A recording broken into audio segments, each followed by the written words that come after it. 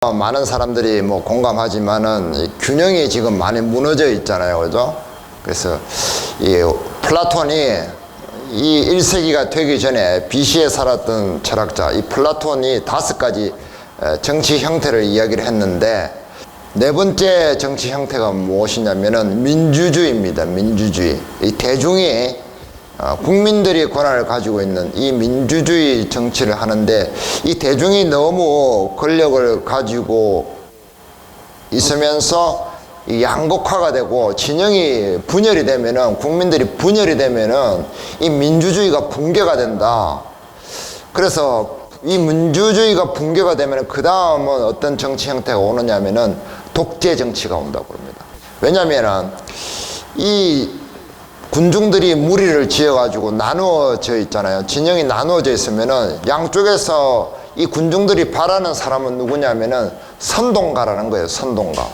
그 사람이 인격이 어떻고 능력이 어떻고가 중요한 것이 아니라 상대 진영을, 우리의 적진에 있는 그 진영을 후려패 줄 수 있는 사람, 그 사람을 강력하게 원한다는 거죠.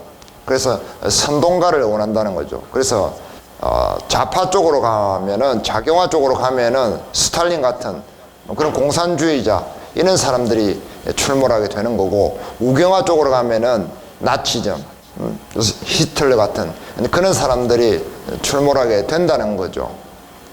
그래서 우리나라가 그런 지금 과도기에 있다라고 많은 학자들이 이야기를 하면서 우리를 표명을 하고 있습니다. 그래서 우리가 이 수많은 사람들이 진영을 나눠서 서로 몰려다니면서 난리를 피우는, 이것이 굉장히 바람직하지 못한 일이라고 할 수 있습니다. 진정을 해야 되는 거죠. 근데 아쉽게도 마음이 아픕니다. 자, 이 예수님 시대에도 그렇게 수많은 군중들이 몰려다니는 그런 일들이 있었단 말이에요. 예수님께서 몇몇 제자들을 부른 뒤에 첫 번째로 이제 가버나움에서 사역을 시작을 하십니다. 21절에 보면은 그들이 가버나움에 들어가니라 예수께서 곧 안식일에 회당에 들어가 가르치시매, 예수님께서 첫 번째 하신 사역은 무엇이냐면은 말씀을 가르치는 거였습니다. 어린 시절에 예수님께서 누가복음에 보면은 회당에서 말씀을 변론한 게 기록이 되어 있잖아요. 커셔서 공생애를 처음 시작하실 때 공식적으로 하신 사역이 무엇이냐면은 이 회당에서 말씀을 가르친 것이었습니다. 그 당시에는 회당의 자유권이라는 게 있었어요. 회당의 자유권. 무엇이냐면은 유대인 중에서 뭔가 그래도 실력을 갖추고 인정을 받을 만한 사람은 그 회당에 가서 강의를 하고 말씀을 강론할 수 있는 그런 권리가 있었습니다. 외부 강사라도 그 권리를 회당 지기가 내주었습니다. 그래서 그게 들어가서 내가 좀 말씀을 선포할 것이 있고, 말씀에 대해서 하느님 말씀을 전할 메시지가 있다라고 하면은 그렇게 허락을 해 주었던 거죠. 그래서 그 회당 자유권을 이용해서 하나님께서, 예수님께서 전도를 시작을 하셨습니다. 사도 바울도 그래서 그것을 굉장히 적절하게 이용을 해서 다니는 곳마다 이 회당 중심으로 전도를 했죠. 그래서 예수님께서 처음 하신 사역이 말씀을, 하나님 말씀을 가르치는 건데, 그러니까 사람들이 어때요? 22절에 보면은 무사람이 그의 교훈에 논란이, 사람들이 놀랬어요. 왜냐하면은 이전까지 우리가 듣지 못한 그런 교훈의 말씀을 하는 겁니다. 그래서 놀랐는데, 여기서 이 놀라다는 것은 우와 이런 정도가 아니라 무릎을 탁 치면서 자기 마음에서 심히 놀라는 것을 뜻합니다. 탁자를 탁 친다든지 그 정도로 타격을 받은 그런 놀램을 이야기합니다. 놀람 교향곡처럼. 그래서 사람들이 엄청 이렇게 놀란 거예요. 그런데 그 놀란 존재 중에, 사람들 중에는 누가 있었느냐면은, 누가 있었어요? 자, 봐요.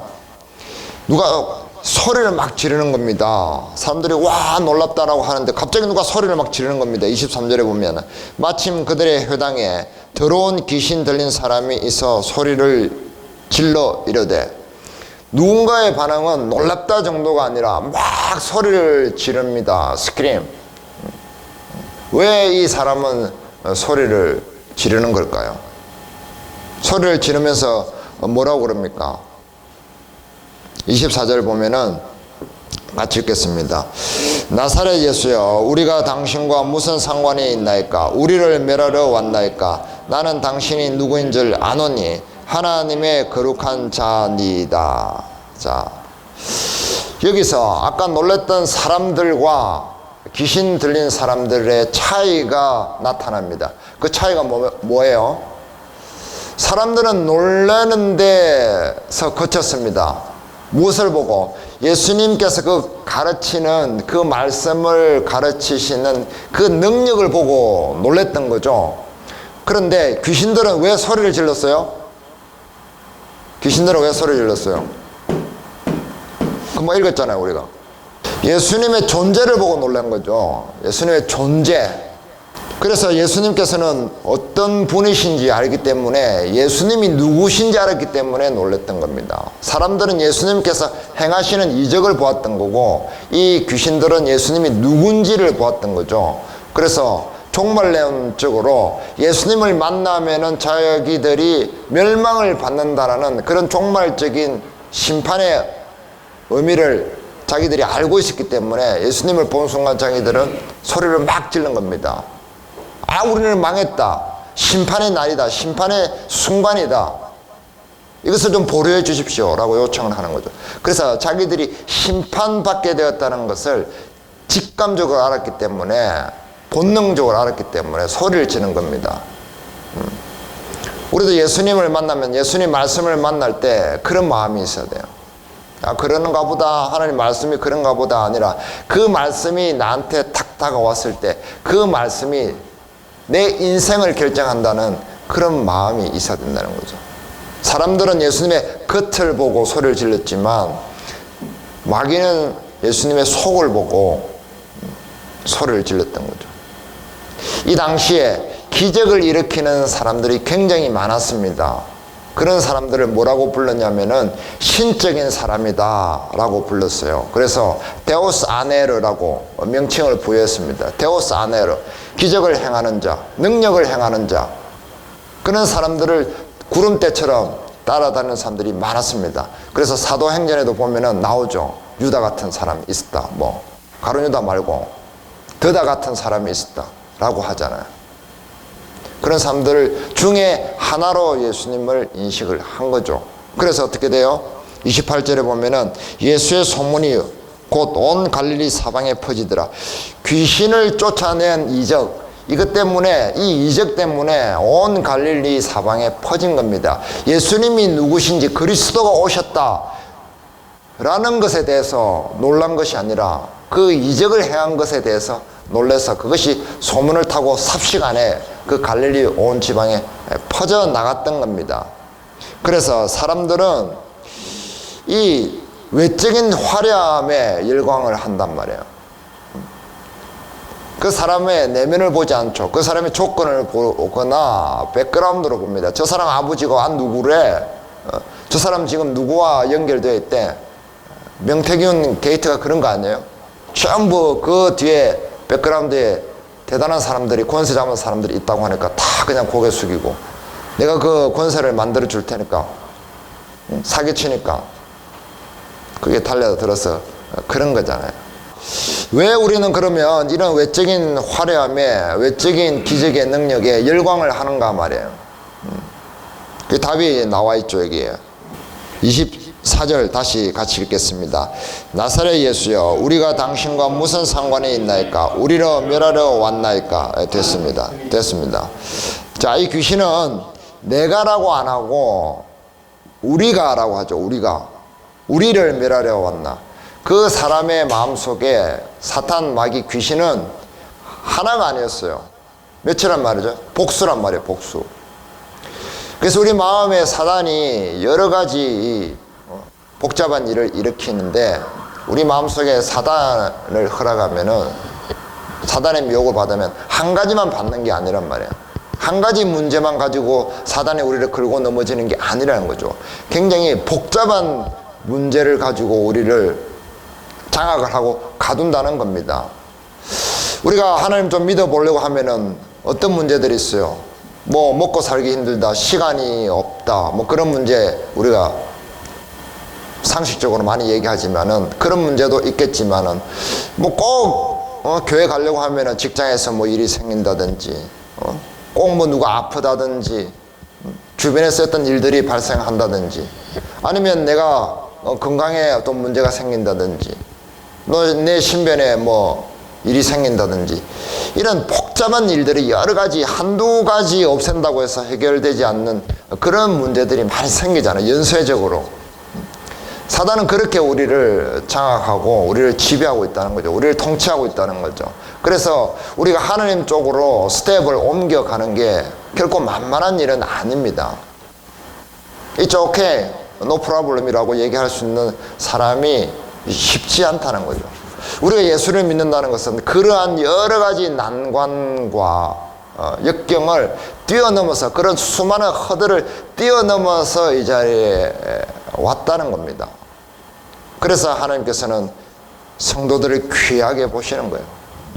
세상에 수많은 뜻들이 있잖아요. 올무들이 있잖아요. 유혹들이 있고 미혹들이 있고 그런 분위기들이 있잖아요. 와, 저기 가자, 저기 가면은 뭐 좋은 거 준대, 저기 가면은 돈을 벌 수 있대 라고 하는데 그것을 절제할 수 있겠느냐는 말이죠.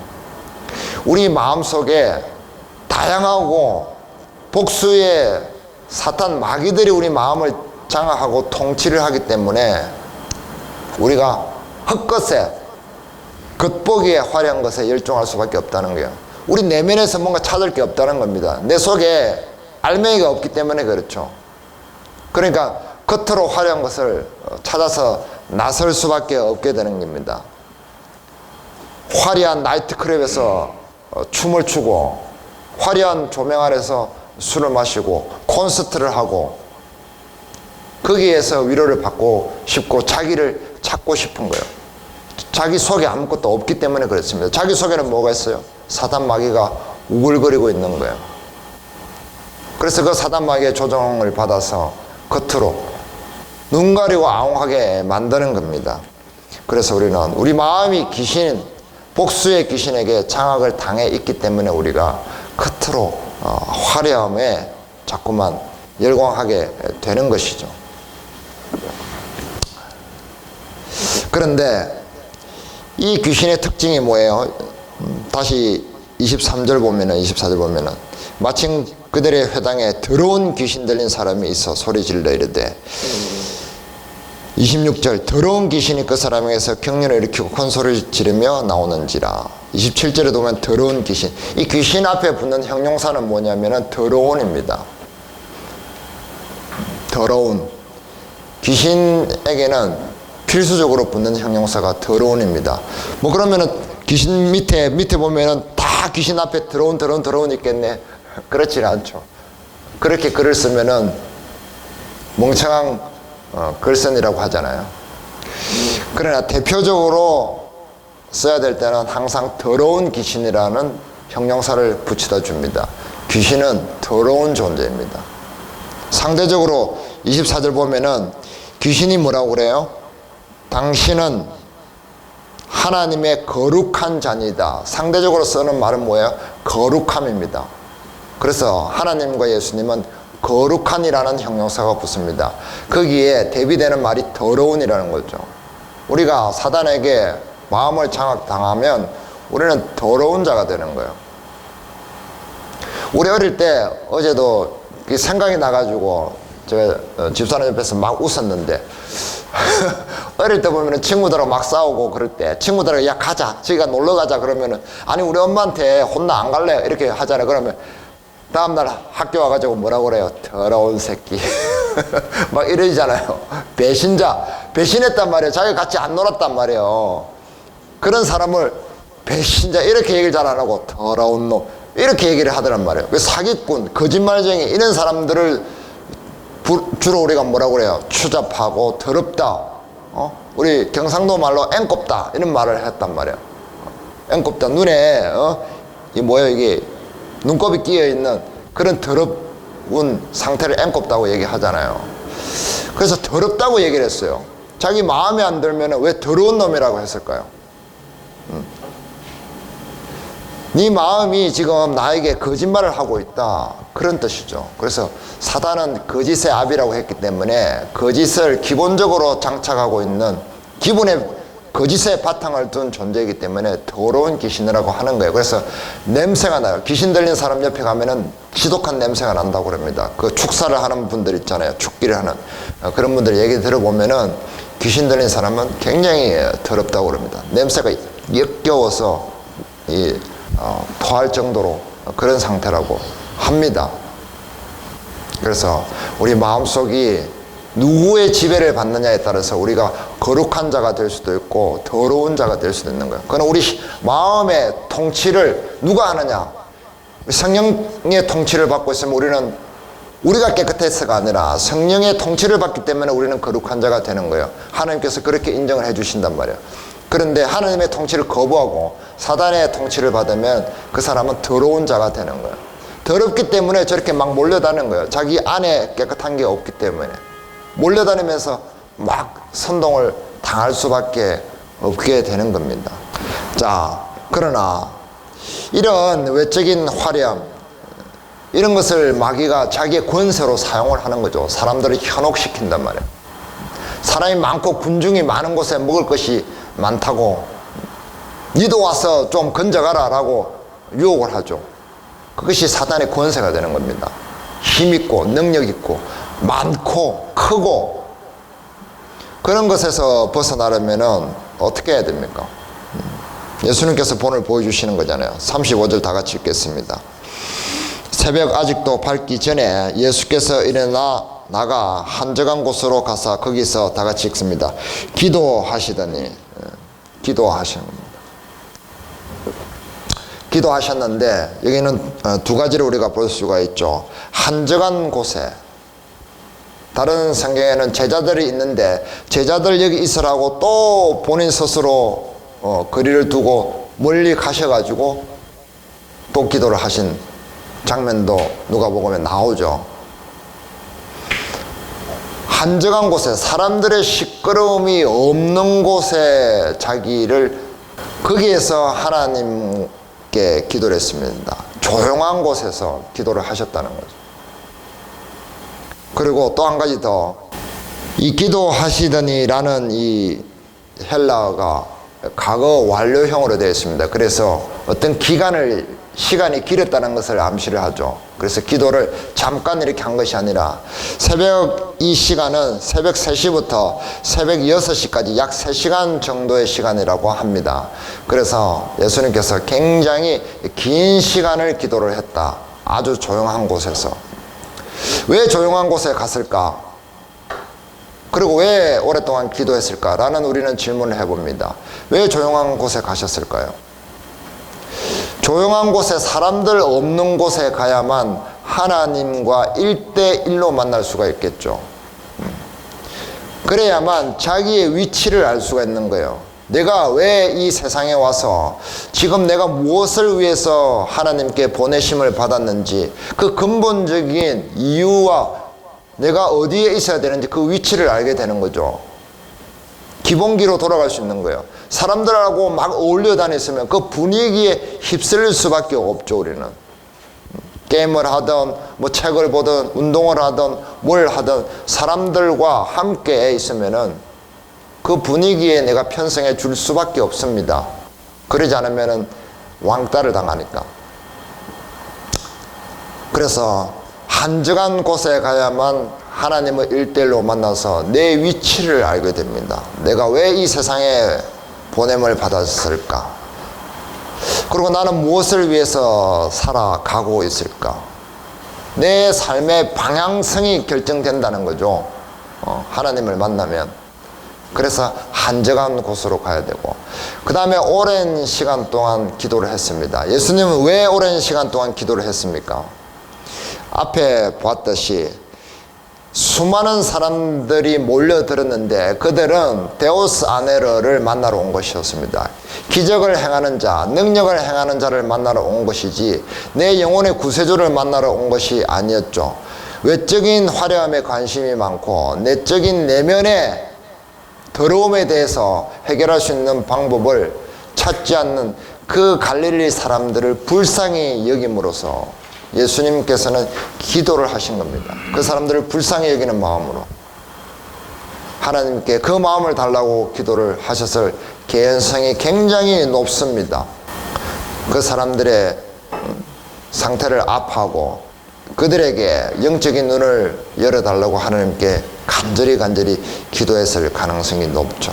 그래서 긴 시간이 필요했습니다. 어쩌면 자기가 아는 그 한 사람 한 사람의 이름을 부르면서 기도했을지도 모릅니다.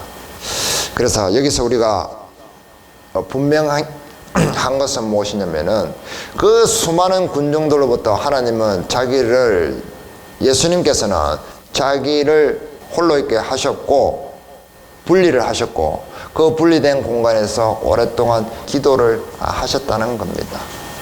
우리는 1대1로 하나님과 만나는 그런 존재가 되어야 하는 것입니다. 그래서 외적 화려함에 사단의 권세에서 벗어나려면은 외롭게 기도하면서 하나님을 1대1로 만나는 습관을 들여야 됩니다. 그래야만 이 내면이 강해지는 거예요. 내 영성이 강해지는 거예요. 하나님을 계속해서 내 마음속에 모셔올 수 있고 하나님의 통치를 내가 받을 수 있게 되는 겁니다. 그럼으로써 내 인생의 모든 문제가 여기 안에서 해결이 되는 거예요. 이 안에서 해결이 안 되는데 밖에서 절대 해결될 수는 없습니다. 그건 임시 방편에 지날 뿐입니다. 병을 낫게 하면 무슨 소용이 있습니까? 그 사람이 영적인 구원을, 영원한 생명을 얻지 못하면 그것은 임시 방편일 뿐인 것이죠. 그래서 우리는 일시적인 해결책을 찾을 것이 아니라 영원한 지속적인 해결책을 만날 수 있어야 된다는 이야기를 하고 있습니다. 그래서 우리가 이 내면을 강화하여서 얻는 유익은 그럼 무엇일까? 그것을 또 우리 본문을 통해서 살펴보기를 원합니다. 자, 38절을 다 같이 읽겠습니다.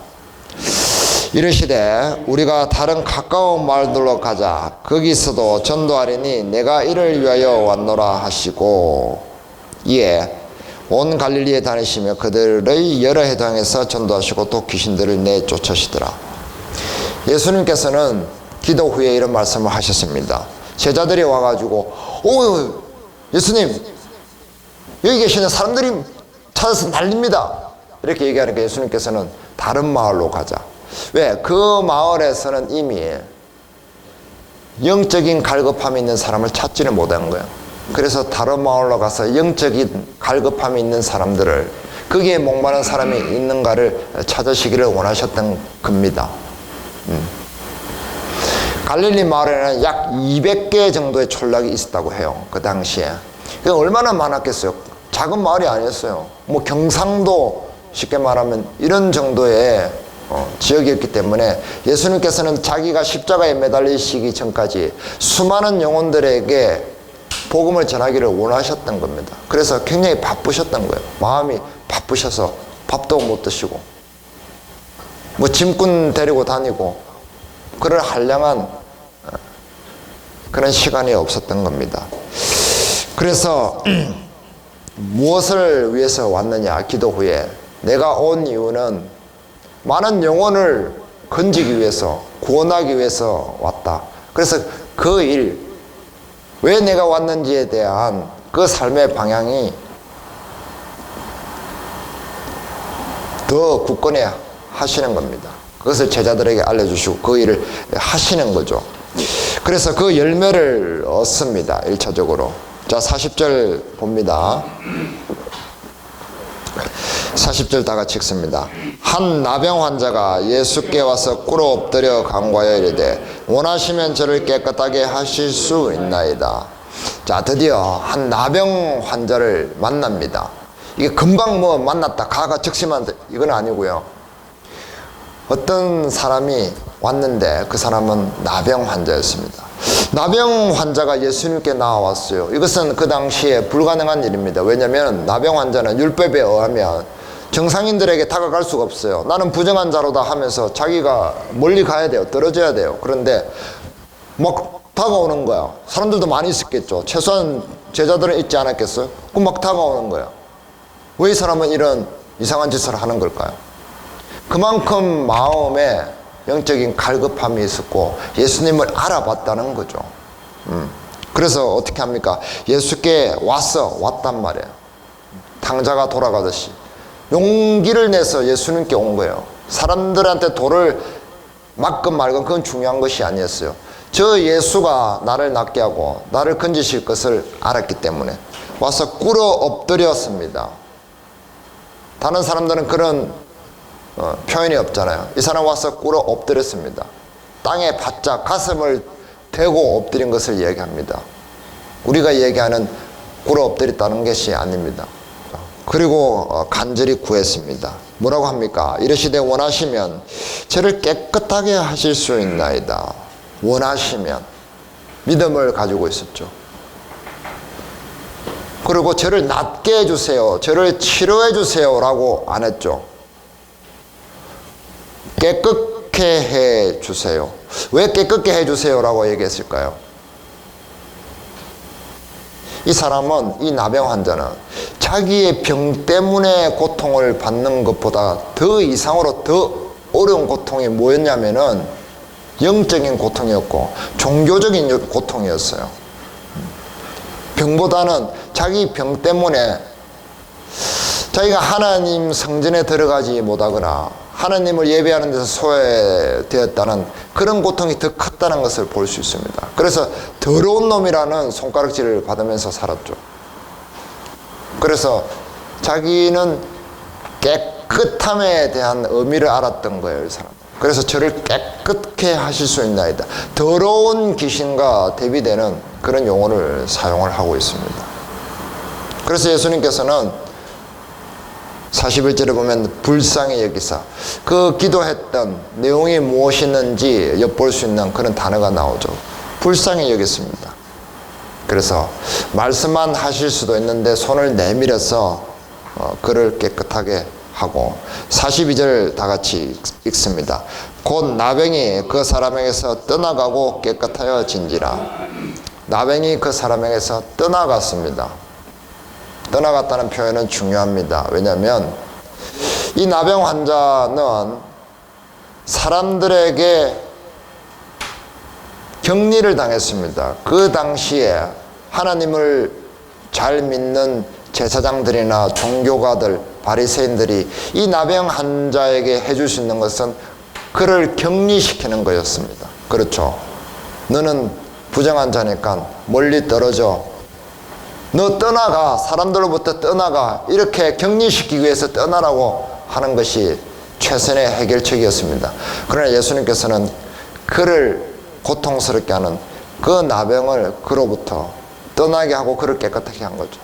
그 나병을 떠나게 했습니다. 이 떠난다는 말은 원어적으로 지속성을 가지고 있습니다. 계속적으로. 그래서 온전한 치유를 얘기하는 거죠. 완전히 그 사람에게서 그 나병의 고통이 완전히 떠나도록 누가 하셨다? 예수님께서 그렇게 하셨다는 거죠. 왜 그렇게 하셨냐 말이죠. 이 나병 환자가 용기를 가지고 예수께 와서 간청해서 구했습니다. 저를 깨끗게 하실 수 있나이다. 어디서 많이 보던 장면 같죠? 기억을 빨리 해보세요. 어디서 많이 보던 장면? 누가복음 18장에 나오죠. 세리가 저를 불쌍히 여기 주시옵소서. 가슴을 치며 저를 불쌍하게 여기 주시옵소서. 그것이 예수님의 불쌍하심을 얻었고 하나님의 은혜를 받았고 예수님께서 구원해 주신 이유입니다. 즉시 떠나갔던 거죠. 자, 예수님께서 기도 후에 하신 것은 무엇이냐면은 전도를 계속해서 더 많이 하셨고, 그것이 자기가 하나님께로부터 보내심을 받은 그 이유라는 것을 명확하게 하셨습니다. 그리고 나서 삶의 그 전도의 열매를 얻으시게 된 것이죠. 그래서 우리도 마찬가지입니다. 우리가 하나님의 통치를 받는 그런 우리의 마음을 자꾸자꾸 만들어 간다면은 우리의 삶의 방향이 명확해집니다. 이랬다 저랬다 헷갈리고 상황에 따라서 조건에 따라서 정치에 따라서, 교육에 따라서, 경제에 따라서, 사람들에 따라서, 직장에 따라서, 시간에 따라서, 또 건강에 따라서 왔다리 갔다리 하지 않는다는 거죠. 대부분은 다 왔다리 갔다리 하잖아요. 왔다리 갔다리 하다가 인생 다 갔다리가 되는 겁니다. 그러나 하나님의 통치를 계속해서 받으면서 우리 내면을 강화하게 되면 삶의 방향이 명확해집니다. 깨끗한 쪽으로, 더럽지 않은 쪽으로, 거룩한 쪽으로. 그래서 영적인 열매를 맺고 동역자를 만나고 나와 같은 불의 사람을 얻게 되는 겁니다. 그런 유익이 있습니다. 그런 멋짐이 있다는 말을 합니다. 자, 결론을 맺겠습니다. 우리가 살고 있는 이 21세기는 수많은 군중들을 요구를 하죠. 상수를 위해서, 정치를 위해서, 뭔가를 위해서, 뭔가의 이득을 위해서. 오프라인뿐만 아니라 온라인에서도 수많은 팔로워를 요구를 합니다. 팔로잉을 하죠. 그래서 누가 나를 몇 명 팔로우 하느냐, 그 아주 중요한 이슈죠. 사람들이 많이 모여야 거기서 먹을 게 생깁니다.